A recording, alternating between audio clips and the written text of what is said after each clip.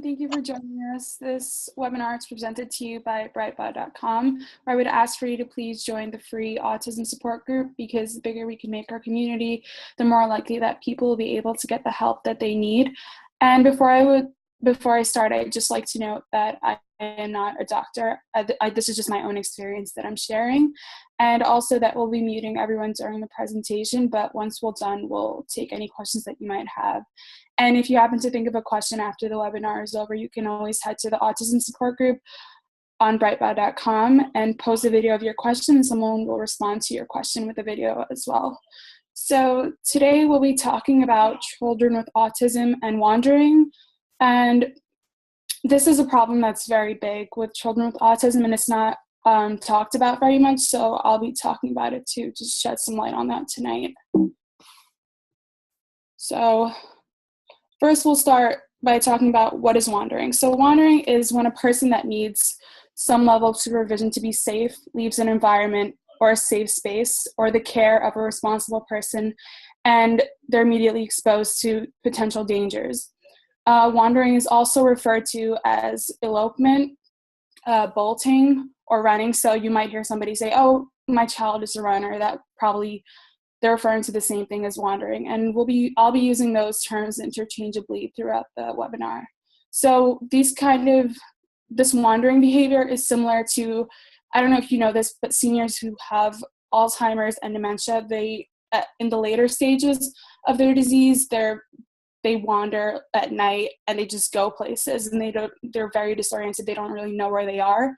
So this is something that also happens in children who have autism. They do the same thing. So what might happen when these children wander, so they might go into running traffic, or a lot of them are drawn to open water, which might result in them drowning, or they could fall from a high place, or the hypothermia, abduction, victimization, and assault. And because children with autism are usually challenged in language and cognitively, they might not, most of the time, they're not able to ask a stranger for help. So they might even be wandering in a crowd and you won't even notice that a child is missing, because they won't be able to say, hey, I got separated from my mom. And just to put things into perspective before we start talking about wandering more in depth, 49% of children with autism attempt to run from a safe environment. And in 2009, 2010, and 2011, accidental drowning accounted for 91% of total US deaths reported in children with autism, and this was due to them wandering away from their parents. And more than 1/3 of children who wander or elope are never or rarely able to communicate, as I previously mentioned. And half of all families of elopers report that they had never received previous advice or tips on how to prevent wandering. So next we'll talk about the different wandering types. So there's goal-directed wandering, bolting, /fleeing, or other. So the goal-directed wandering will usually be, they'll be wandering with the purpose of getting something. So it might be water. They're very drawn to water, train tracks, park, or an item or place of possession. And this isn't very surprising, because a lot of children, you'll notice that when they want something, you can't keep them from getting it, or you can't keep them from focusing on something. So it makes sense that this would be kind of a type of wandering. And then bolting or fleeing, so they'll immediately just stop and run from whatever they're doing. So say they're doing an activity that they don't want to do, they'll just run away. Or if the sound is too loud, they'll run away as well, because they either do it because they want to get away from something, or they're feeling uncomfortable in the situation that they are in. And the other type of wandering is just basically a bunch of things, such as nighttime wandering, as I mentioned before, wandering due to disorientation, confusion, or they may simply just lose their way or get lost from their parents. So now we'll talk about what the research says, because a lot of things with autism, there's a lot of research, but there's no exact known cause. But for wandering, many people believe that maybe because a child has autism, their parents don't really pay much attention to them compared to their other children that don't have autism. But research has shown that this is not the case, actually, because when parents were asked to compare in a study between their children with autism and their children who don't have autism, only 11% of typically developing siblings from the ages of 4 to 7 wandering, whereas 46% of those with autism did wander. And then they tried it again on on an older age group, so children from ages 8 to 11, and then only 1% of typically developing children would wander, but 27% of children with autism wandered from their parents. So this shows that, wandering has little to do with the parenting styles, contrary to like this popular belief that people might have, and it actually has more to do with the autism severity. And it also showed that after surveying parents, children were most commonly wandering from stores or schools, basically when they were outside with their parents or somewhere. And then this was also a thing that parents would say they would avoid going to new places or going to like parties or things that they were invited to because they didn't want to risk their child running away from them. And it made them feel these families also reported feeling a high level of stress, so they were always worried about their child just running away from them and getting lost from them, which is very understandable because it's not something that they could control, and it could just happen anywhere when you're outside. And once again, despite how prevalent wandering is, not many people receive advice from their physicians or somebody telling them what to do in such an event. And I find that to be very surprising, because if something that's that common should have more awareness than there is. Now I'll just talk about some tips to prevent wandering. So there are tips to prevent wandering at home, and then something you really can't control, but this is in the school. There are some steps that are possible to take in the school setting to try to prevent wandering. So at home, like, it sounds crazy, but you'll want to secure your home. People even resort to getting like high tech, like locksmith or like security company, and people even deadbolt their doors, which again makes sense, like, and it's very expensive, I'm sure. I mean, I've looked into it and some of these options are expensive, like setting an alarm system that's battery operated. But then if you think about it, it's worth it because you're potentially saving the life of your child, so they can't escape from you. And another thing is a tracking device. This can be tricky because some people suggest ones that can be worn on the wrist or the ankle, but things like with children with autism, they don't really, I've seen it, they don't like things on them. They might even be taking them off. So that's another thing. They even suggested, like, I was looking into it and I saw that they're in the process of like developing shoelaces that have like a tracking device in them so that they can be worn, like the child won't know that they have it. So that's interesting. And another thing is an ID bracelet as well, which is another thing, they might want to take that off. So, but it would have like their name, your contact information. It would say that they have autism. It would say information like whether they're verbal or nonverbal. So in case somebody finds them, they'll be able to identify them. And in case the child doesn't hates wearing a bracelet, I've seen them recommend a temporary tattoo, which I'm not sure how they would go about doing that, but it is an option. And another thing would be to teach your child how to swim. And usually I found that they said that swimming lessons are offered at places like the YMCA, but just because you teach them how to swim does not mean they're going to be safe in the water, and they always need supervision, but it's just, precautions so they don't end up, so say they do end up in water, maybe they won't drown. And again, in your neighborhood, alert all of your neighbors. So when you move in, you just say, maybe introduce your child to all of your neighbors. Say, hey, my child has autism. Just look out for them. They're prone to wandering. And if more of your neighbors are aware, if they see your child running off like in the street around the neighborhood, they'll say, oh, this is Mrs. Smith's kid. They shouldn't be on their own like this. They must be wandering from their house. Now, at the school, it becomes a little tricky because you can't really control everything in your child's life as much as you might like to, but something you might want to do is be extremely involved in creating your child's IEP. So just be at the IEP meetings and address your wandering concerns on their IEP. Make sure that it's written down that your child is a wanderer and this is something that's very likely to happen. So basically voice any and all concerns about wandering prevention policies at the school, request to be informed of any incidents, and also just day to day or whenever a wandering incident occurs, take note of what your child did, like where did they go, to see like what their patterns are, and you just should let the school know a list of all of the things that they might be interested in, just in case that might happen, and even to like prevent it so they know. Or maybe they do go missing, they'll say, oh, he likes this toy or whatever, or this store, so maybe he's heading there. And also another thing to do is the school security staff, just introduce your child to them, let them know who your child is, and let them know they have autism. So if they see them wandering around by themselves or maybe about to like walk out of the door, obviously if any child is walking out of the door, that's questionable, but when they see the child's face, they'll know that something is wrong, and it'll be more likely to prevent something very tragic from happening. So it's all about just trying to prevent things and taking the necessary steps. Some of these steps, like the tracking devices and the ID bracelet, it is expensive, but again, it's like your child's life over the amount of money that you're spending. So it is a good investment to make. And I wanted to show you guys an example of a tracking device. So this one is called Angel Sense. And this is just an ad for what it is and what it does. And many of the tracking devices will look like this.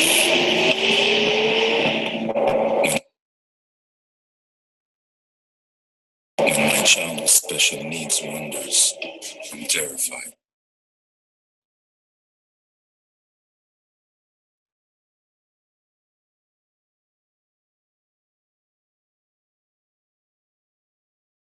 It's buffering.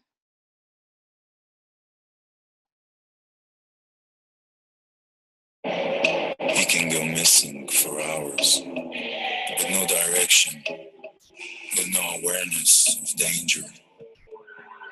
He won't ask for help.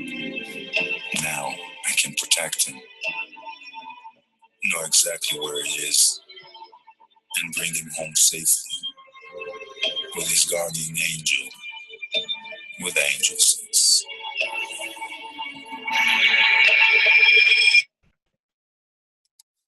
See, something like that, you'd have to download the app through the App Store. And these options are more expensive. Like you obviously have to pay for the app. And for the service, I think it was like each month, I think it was like $35. And if you decide to do it annually with them, then it'll be cheaper. But as you can see, if you notice, like the child didn't really like look out of place and nobody was really paying attention to them. And that kid kind of looked like he was around 11 or 12. And a lot of people with autism, like it's not just children. You have to think that eventually they do become adults and they could be wandering around and nobody will really notice what's going on with them and that they're disoriented about where they are. So devices like that really help connect you to the person. And then they even have like some of the tracking devices can be linked to the radio frequencies that the police tune into, so they can help locate your missing person in such an event. And I really just wanted to like talk about this topic this week because it was just crazy, because I was on Facebook last week and I was on my way home and I saw a post about, because they have like those missing persons posts that you see on like Facebook, and you'll see like the person's name and age and where they were last seen. And so I saw one and it was for this child. He was 12 years old, he had autism, and his name was Benjamin, and they had a picture of him and it said that he was wearing the same coat that day that he went missing from his parents. He was wearing the same coat in the picture. And I had just finished reading the post and I was taking the Staten Island ferry because I live in Staten Island. And when I get up, I look to my right and I see the child. He's like on the ferry, and it just like blew my mind. Like my mouth immediately dropped because it was just like insane, because I saw his picture and then I looked up and I had to look at it again because I was like, this can't be real life. And then he looked like really disoriented and he was like screaming and crying, and the cops were like around him. So I guess they had located him on the ferry because this was everywhere, I'm sure, and police were all tuned into it. And I saw in the post it even said that like there will be heightened police presence to find him. And I looked back at the Facebook post and I saw that it updated that he was safely returned to his family.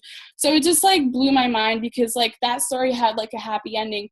But a lot of times, like you'll see a lot of stories about children with autism that do go missing and they don't get found, and they'll find them.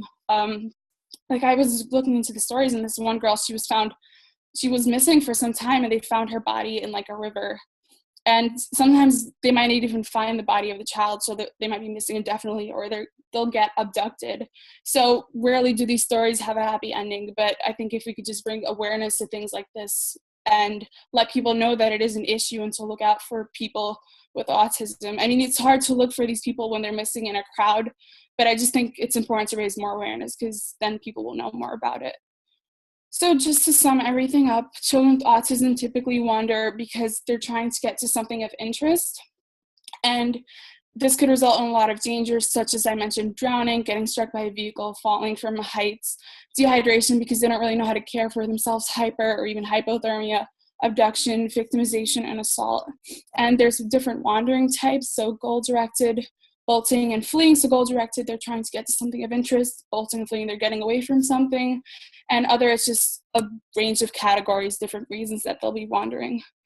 And so wandering does not have to do with the parenting style. It has to do with the child's nature of autism. So the more severe their autism is, the more severe their wandering is. And again, many families report a high level of stress about wandering because they don't know what to do in these situations. They're not well prepared. And basically tips to prevent wandering at home: secure your home, get tracking devices, ID bracelets, teach your child to swim, alert your neighbors, and at school just be involved in the IEP process as much as you possibly can and just be very active in that process. And, you know, sometimes you can't really prevent everything, but if you can take precautions, then you can definitely prevent a lot of situations. So now we'll be taking questions. Nadine, when you first started, you said children with autism would wander away from a safe environment. Why is this? Well, like I said, there's different types of reasons why they might wander. They might see something that's more interesting to them happening further away, or they might not like what's going on, and they'll just try to run away immediately from the situation. Like over the summer, I was at an event for the American Autism Association, and it was a soccer event, so each volunteer would have like a child with them. And this one kid, they told me before I started working with him that he was a runner, and he would literally just start running from me. I mean, we were on a field anyway, but he would just run whenever he didn't like what was going on. He would just run across the field, and I would have to chase him down. So they just like to run away for their own reasons. You might not know it, but if it happens a lot, you can pinpoint why it is that they're doing it, and it's most likely because they're trying to get to something that they want that's more interesting to them in the moment, or they're trying to get away from something, like if there's a loud noise or they don't like what they're doing at the moment. Okay, thank you. Nadine,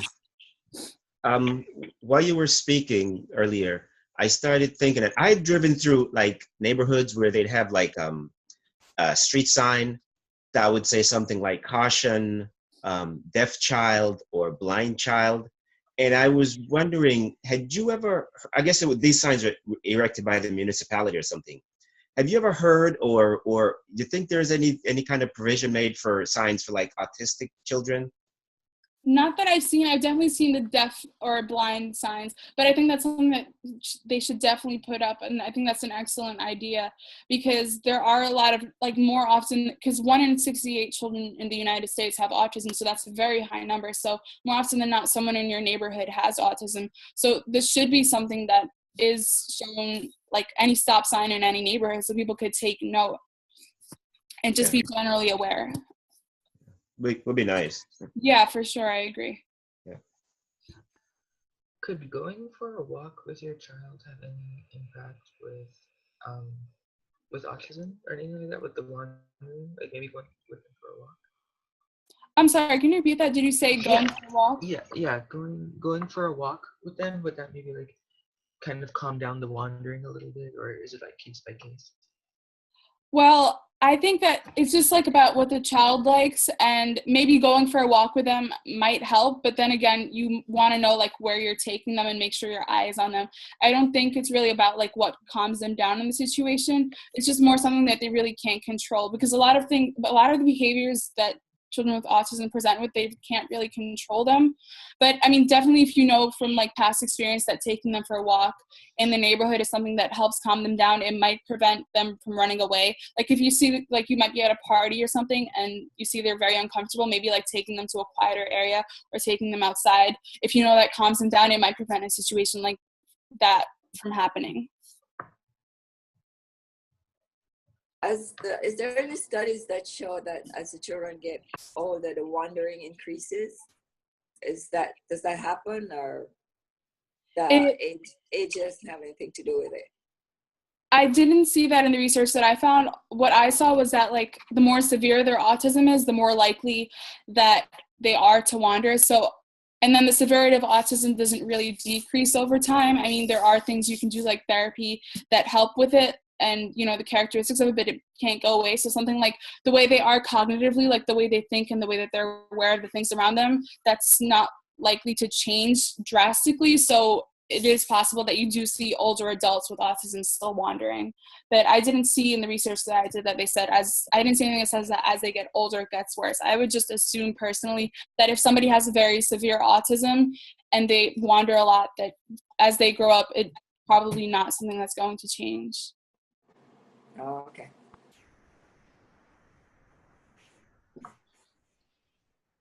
Nadine, how would your local government, like Wayne just asked the question about putting up signs, how would your local government know that there's an autistic child in the area? Would you have to go into them and inform them, you know, if there's such a sign that they will put up? Yeah, well, I know in my neighborhood, the street that I live on, it's a residential area and people treat it like a highway. So sometimes people will be going down like 70 miles down the block and it's only like a 25-mile zone. And what we've actually called and complained because I have younger siblings and they come home and there's like no stop signs, no lights or anything. So my dad gets very concerned when they get dropped off by the bus, and we've inquired about it and they said that the only way that they would get like stop signs or something implemented is if everybody in the neighborhood would sign like a petition saying that they want this to happen. So my assumption is that anything involving that, like in the neighborhood, you would need support of the whole neighborhood. You would just let them know that, you know, I have a child with autism, or, you know, multiple people have a child with autism, and we think it would be best if you put up signs to let people know in case they're wandering, because this is a problem that they have. So I think that would be the general way to go about it. No matter where you are, you have to have a petition showing the need for something like this, and then it most likely be considered, because I know that people have done it for other things. They'll sign petitions, and then they'll give it to the government, and then they'll have people come in and do it, like put the stop sign. Okay.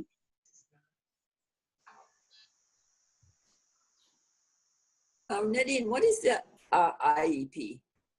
An IEP is an individualized education plan, and it's given to children with special needs or children that may have like behavioral issues or other problems that may interfere with their learning and their ability to like be in the classroom. And it's basically just an itemized list talking about, say a child has autism, it'll talk about, say this child has autism, he's 7 years old, he's in second grade, his expressive language, so the way he talks and the way he understands things is not on par. So it talks about like basically adjustments that can be made so that they can learn, if not at the same level as their peers, then close to their level. And it also lists like accommodations that need to be made, such as something about, like I was saying, like if your child has wandering, that's something you would want listed on their file. And it basically, to my knowledge, every 6 months, there's like a review. There's an IEP team, so it includes the teacher, like if they have a speech therapist, the occupational therapist, and then the person in charge of like the IEP. So there's usually IEP meetings, and that's why parents are encouraged to attend these meetings, just to know what the school is doing for your special needs child. So that's pretty much what an IEP is, and it's reviewed, pretty much every 6 months, just to make sure that the goals are being met, the child's accommodations are being met, and if anything needs to be changed and added and modified. So it's basically like your best shot to give your child with special needs like the best education that they can get, and to make sure that they're getting all the accommodations you have. Because once it's written down, you know, that's it. Like they have to follow it, and if they're not following, you can refer to it and say, hey, you're not doing this, it's listed on the IEP, you're not supposed to be doing that, you know. So that's why it's super important to go to these meetings and to get involved. Many people, well, I don't want to say many, but a lot of people are just passive in the process, and they might leave it up to the school, and then they don't really know what's happening with their child. So go to the IEP meetings, because you're entitled to do so, and ask any questions you have, because again, you're entitled, and this is your child's education. So that's in a way a tracking system. Yeah. Yeah, pretty much. Yeah. Okay. Nadine, the tracking system that you showed the video, it's an app that's downloaded on the parent's phone. Yeah. What is it on the child that they're tracking, that they're picking up that signal from? Well, so I've seen other ones where the child will have like something similar. It might not be as advanced as like an iPhone, maybe it'll be like some other device that has like a couple of numbers. It'll be like call mom, call dad. Like I've seen other ones that are very friendly, like for the child to have, or it'll be something that's like attached to like their backpack. Like, you know, it'll be hooked onto it kind of like a chain. And that's how they'll be tracking the child. Or like, it'll be like kind of look like a wristwatch or something that's tracking them. And it's not like, it could be used as a tracking device in most cases, but it, like I said again, it could also have other functions. So maybe it'll have like only 2 buttons, and when they press it, they'll be able to call their mom or dad if they're able to, like, you know, achieve that. Some kids might not even be able to like do that, like press, they might not have like the motor skills to do that even, or to think to like, hey, I'm lost and I need to call my mom or dad. So that's why a device like that, like, it doesn't give them the option. Like you saw the dad, he got in his car and like he was like going towards his child. So it'll be something usually discreet, or it'll even be like in their book bag or something. But then again, it's kind of like children might not like something on them, and they might not have their bag. So it gets tricky because each child is different again. But yeah, generally that's what it'll be. Okay. Thank you. How realistic is it to try to control the wandering? I don't mean to try and stop it, but is it realistic to teach the child who has autism that if he's going to wander, or if he finds himself, alone, then maybe he can go to this place, or maybe he can go to that place? Is that realistic? It's not, well, the precautions are really things you do and the people around you do, because again, they might not even cognitively be able to understand that, okay, I'm not supposed to do this. And that's like a big part of the problem. They might not even be comprehending that they're not supposed to wander, like this is not okay, I'm not just supposed to like go, because they'll run away, or like they'll walk away and they won't even notice that they're really separated from their parents. They'll just be wandering, and again, they're kind of like really disorientated to where they are. Like they'll just be like looking around themselves. So you can, it depends on your child. Like if your child can understand when you tell them like, don't run away or don't go that way, then it might work. But again, you can't really control everything. These are just more precautions for, like, say you have a nonverbal child who doesn't really understand they're not supposed to run away, and you can't do anything but put a deadbolt lock on the door, or have like this crazy alarm system, then that's what you'd have to do. It's really just for those around you. It's not like so much for the child, because again, it's not something that the child can control, but all of these like prevention measures are for the people that can understand like what it is and like where the child goes. And like if they see the child, like alerting the neighbors. If they see somebody's child in the neighborhood, they should just say, oh, they're not supposed to be there, like let me go call their parents. So basically you have to assume that the child is unable to learn, basically. Is that what you're saying? That they're not supposed to be doing that, because they don't know that they're not supposed to be doing it. And the thing, like, they might not be able to understand that this is something wrong and it's something dangerous to their health. Like they'll just go into water and they'll like drown in the water because they don't know that they're not supposed to be doing that. They can't control it. And do you think that the people who have good outcomes to their situations in which their autistic child wanders, do you think they have good outcomes because they've involved the community in addition to a number of other things that they've done? Or is it just, why are some people successful and other people not?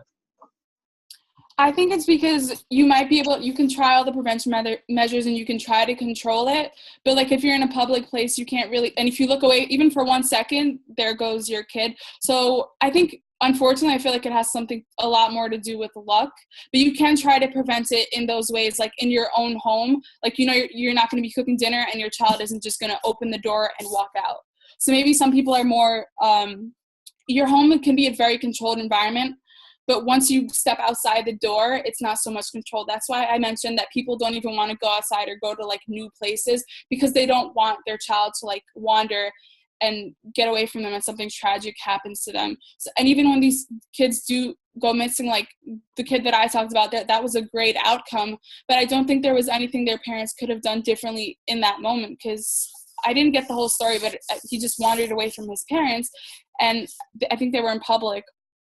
And so in that situation, they really, no matter how much preparation, they were in a completely public place. They didn't, it wasn't a place where they knew anyone, and their child just wandered from them. So I believe that they got lucky.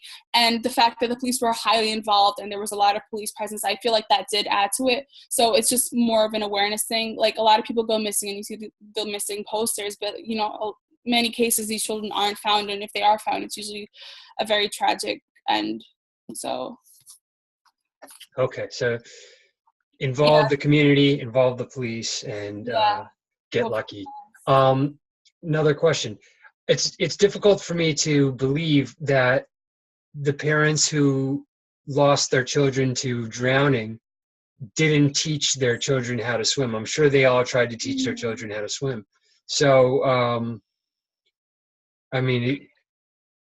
swimming lessons won't even do it. So, what would you suggest with respect to that method of death, drowning? How can someone best prepare their child who wanders to be able to swim? Well, again, you can take swimming lessons, but if you think about the child in that moment, they're at the water, and then they get in the water, and then they realize, wait, like, I don't know what I'm doing, I'm drowning. And then maybe they know how to swim, but they're not thinking about that, and the anxiety sets in. Like, I don't know if you ever got caught like far deep in the water and you've ever felt yourself like kind of like going under, but then you can catch yourself and like swim back out, but like they might not be able to do that again. So I think another thing that I was reading into is that, like, even if you say you have a pool at your house, which you probably wouldn't want if you have a child with autism, like something that's very like in ground, but you'd like put like a gate around it, or just like be all like try to supervise them as much as you can around water. But again, in like something you can't control, like say they got away from you, they might, I feel like personally, I think the anxiety sets in, and then they don't know what to do with that moment, and they'll just drown. And they might not be able to even ask for help because they can't even speak. So it happens. Unfortunately, this is just something that's very horrifying. Thank you. Yeah. It's a trigger. Why would you want to take your child, and you know that the child is attracted to water, why would you want to take your child anywhere that the possibility exists that he could drown? What do you mean, like teaching them how to swim in the first place, or just like taking them anywhere that has water? Anywhere that, because it's they're attracted to water. A lot of kids are autistic kids, correct? Mm-hmm. Yeah, that's correct. So, as far as controlling their environment or whatever it is, you would try to avoid those places where they would, be likely to get into water or whatever, even though, you're supervising them, but you can't always be there all the time. They might get away from you through wandering. Yeah. So as a preventative measure, why take the child to an area where you might get pulled in by water? Well, I think the thing is that, like, even though your child has autism, parents want to give them like the most, they want to give them the best of their childhood, and a lot of times you want to treat them like they're a normal child, and you might not only have that one child with autism. So say you do want to go to the beach, you have 3 other children, you might want to take them to the beach, but you don't want to like leave your child at home. It's a very tricky thing because people want to give them the best experience they possibly can. And of course they know all of these like worries in the back of their mind. But I think some people just want to try to like get the best out of the experience and give their child access to the things that they do enjoy. But it gets very tricky because if you're not supervising them for 1 second, it probably wouldn't end well if they have a tendency to wander. Yeah. Nadine, you said that the child that you saw was on the Staten Island ferry, right? Yeah. Yeah. So if you need to ride the ferry to get to Manhattan, you're gonna have to go near the water. Mm-hmm. Yeah, it was by the water. Yeah. Yeah. So. Yeah. Get on the ferry without its parents, his or her parents. Yeah, no, because he wandered from his parents like way earlier in the day, and this is where he ended up before he was found. So he got on the boat before the police realized, because you don't know, but everybody settles down. Like there's a lot of seats and there's like different levels on the ferry. So everybody settles down at some point and sits down in their seat. So they're going to realize a child who's like screaming and match it up to like, the profile for the kid that was sent out in the picture. So don't you have to have a ticket or something to get on the ferry? No, it's completely free. It's just everybody gathers in a crowd and like waits to board the ferry, and then it's like just a massive crowd that gets on. So it's very easy for a child to get lost in that. Okay. Yeah. Okay. Do you guys have any more questions? Okay, well, thank you so much. I had a great time. I look forward to the next time I'll see you guys. And just remember, if you think of any other questions, you can go to brightbot.com and record a video of your question, and someone will respond to it. Thank you so much. Have a great night.